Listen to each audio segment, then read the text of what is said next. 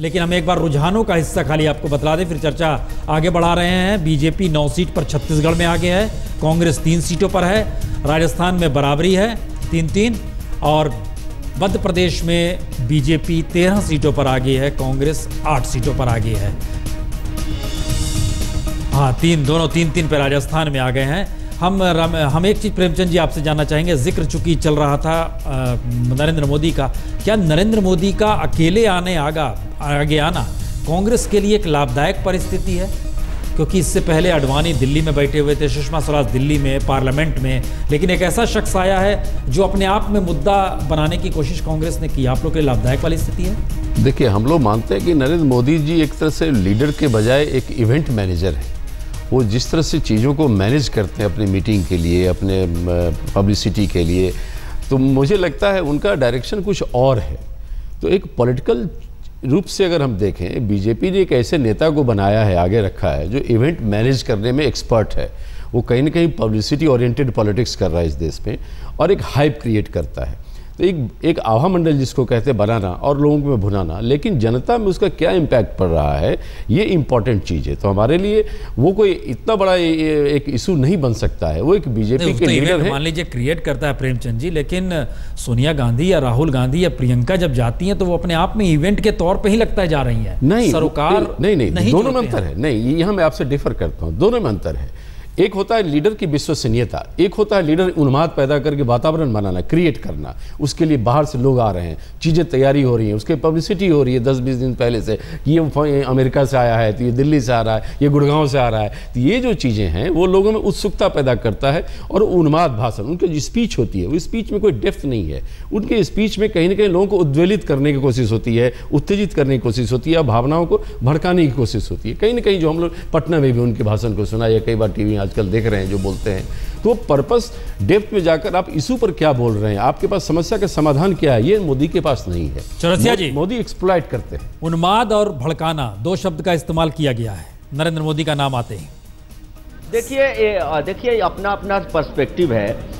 जब कैबिनेट के फैसले को राहुल गांधी जी फाड़ देते हैं, उस पर कोई बहस नहीं करता है कि लोकतांत्रिक प्रक्रिया पर प्रहार करते हैं। अब इसको मोदी जी बोलते हैं कि उन्होंने, राहुल जी ने पीएम की पगड़ी उछाल दी, तो इसको ये उन्माद फैलाना कहेंगे। मुझे आज तक नहीं पता चला किन भाषणों के किन मकसद से उन्माद।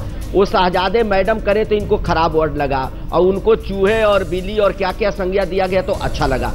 मुझे ये नहीं समझ में आ रहा है, आखिर हम पॉलिटिकल पार्टी के लोग हैं, जनता हमारे पक्ष में है, जनता सुनती है, तो जनता को सुनाने के लिए आखिर हमारी जो सरकार चल रही है कांग्रेस की, हम विपक्षी हैं, तो कांग्रेस पर अटैक करना स्वाभाविक है। अब इसको आप उन्माद के रूप में लीजिए, भड़काने के रूप में लीजिए, आप जैसे ही इसको ग्रहण कीजिए, लेकिन जनता कैसे, ये बात मैं सहमत हूं उनसे कि जनता कैसे इसको ग्रहण करती है। लोकतंत्र में जनता मालिक है, तो जो भी नेता बोलता है तो जनता के मूड को देख के बोलता है और अपनी बताता है कि हम क्या करेंगे। वो जब हम विकास की बात करते हैं तो यही लोग बैठे हुए लोग 2002 की तरफ खींच करके ले जाते हैं। क्या ऑप्शन है? मैं आपको कहता हूं कि मोदी जी की प्रामाणिकता इस पर साबित हुई है कि जो गुजरात में एक शख्स बैठ के बीजेपी का सरकार 12 साल चलाया, उसकी पॉपुलैरिटी, उसके विकास की गाथा देश दुनिया में गई, तो जनता उससे मोदी को चाहती है। ये जनता में पॉपुलैरिटी है, ना कि सिर्फ बीजेपी के नेताओं में उनकी पॉपुलैरिटी है। और हमारे पास सिर्फ एक नेता नहीं है। आप रैलियों की बात किए तो मैंने आपको गिना दिया कि उनसे ज्यादा भी रैली हमारे नेताओं को हुई। लेकिन एक बात स्वाभाविक है, हमने पीएम पद का उम्मीदवार घोषित किया है, पॉपुलर नेता है, तो लोकतंत्र में इसकी आवश्यकता होती है। शशि जी, एक लिहाज से लग रहा है कि चौरसिया जी एक बात का जिक्र करें, जनता जो चाहती है, बीजेपी उस मिजाज को समझती है, बीजेपी के नेता उस मिजाज को समझते हैं। परसेप्शन आप जो भी बना लीजिए, लेकिन जनता का मिजाज यही है जो बीजेपी कर रही है।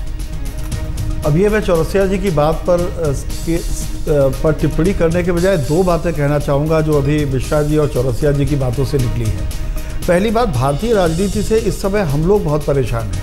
121 करोड़ की आबादी वाला देश, संसार का सबसे बड़ा लोकतंत्र, संसार में सर्वाधिक ग्रेजुएट रखने वाला देश, संसार में सर्वाधिक युवा रखने वाला देश, संसार में सर्वाधिक सक्षम श्रम शक्ति रखने वाला देश, और उसके यहाँ नेताओं की भाषा कैसी हो गई है। कल हम लोगों ने जेटली और दिग्विजय सिंह दोनों से प्रार्थना की कि आप कृपा करके अपनी अपनी पार्टियों में कहें कि भाषाई संयम का प्रयोग करें, क्योंकि इससे दुनिया में हमारी छवि खराब होती है। उम्मीद है कि ये बातें हमारे वरिष्ठ नेताओं के कानों तक पहुंचेगी। शाहजादा कोई कहे, कोई किसी को कॉकरोच कहे, कोई किसी को भस्मासुर कहे, इन शब्दों का इस्तेमाल नहीं होना चाहिए एक अच्छे लोकतंत्र। जी, लगता है संकेत जो दिल्ली से निकलकर अभी तक आने शुरू हुए हैं। 2 सीटों पर आम आदमी पार्टी आगे चल रही है, कांग्रेस बीजेपी ने खाता नहीं खोला है। मयंक, क्या ये संकेत, अगर मान लीजिए ये दिल्ली के राजनीतिक संकेत, एक सीट पे बीजेपी भी आगे हो गई है दिल्ली में 2 सीटों, और आरके पुरम में शाजिया इल्मी जो एक चेहरा है आम आदमी पार्टी का वो पीछे चल रही है, ये भी जानकारी आई है। लेकिन मयंक, हमारा ये कहना, ये सवाल है कि क्या आने वाले वक्त में राष्ट्रीय राजनीतिक दल बीजेपी या कांग्रेस से इतर आम आदमी पार्टी के ये चुनाव परिणाम, दिल्ली के चुनाव परिणाम एक नए संकेत दे देंगे और 2014 तक एक नई बिसात इस देश में बीत जाएगी? मयंक,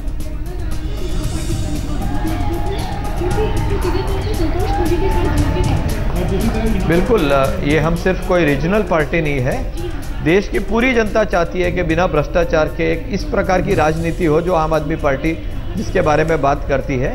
तो दिल्ली तो शुरुआत है, फिर तो हम पूरे देश में इस प्रकार की राजनीति लोगों के तक लेके जाने की कोशिश करेंगे।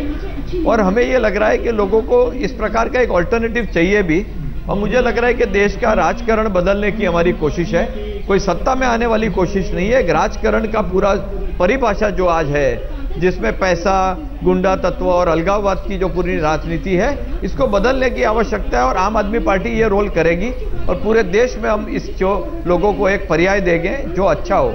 यकीनन, क्योंकि आम आदमी पार्टी 3 सीटों पर आगे चल रही है, 1 सीट पर बीजेपी दिल्ली में आगे चल रही है, कांग्रेस का खाता नहीं खुला है। जाहिर है एक निराशा की स्थिति होगी कहीं ना कहीं। कांग्रेस को ये 4 का नुकसान बहुत साफ तौर पर है, क्योंकि जिन 4 सीटों के रुझान आ रहे हैं वो चारों सीट पहले बीजेपी कांग्रेस के पास थी।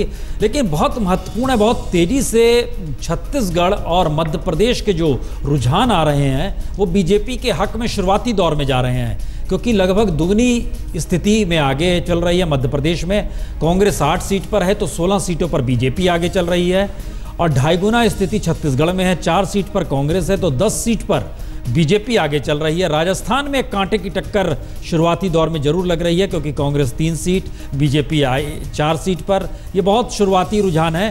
कांग्रेस का एक खाता जरूर खुला है दिल्ली में, अब एक सीट पर वो आगे है, बीजेपी 2 सीट पर है, आम आदमी पार्टी 3 सीट पर आगे चल रही है। 6 सीटों के रुझान आगे हैं।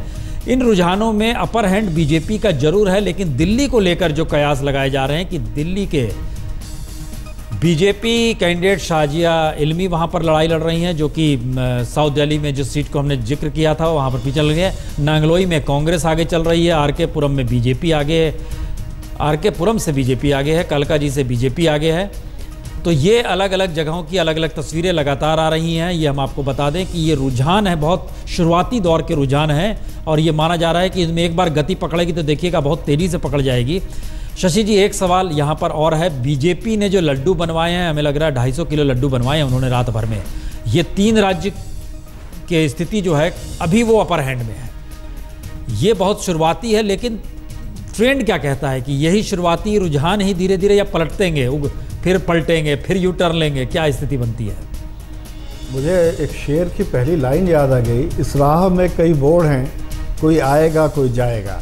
तो अभी प्रस्तुत थोड़ा सा हमें वेट करना चाहिए, क्योंकि बहुत ही शुरुआती रुझान है। हाँ। और और दिल्ली को लेके एक असमंजस की स्थिति तो है ही है कि आप 2 सीटें लाएगी या 20 सीटें लाएगी या 40 सीटें लाएगी, यकीनन। तो एक बार अभी हमें थोड़ा सा इंतज़ार करना पड़ेगा। लेकिन एक बात मैं बहुत दावे के साथ कह सकता हूँ, आज का जो लंच है बहुत से लोगों के लिए अलग अलग स्वाद लेकर आएगा।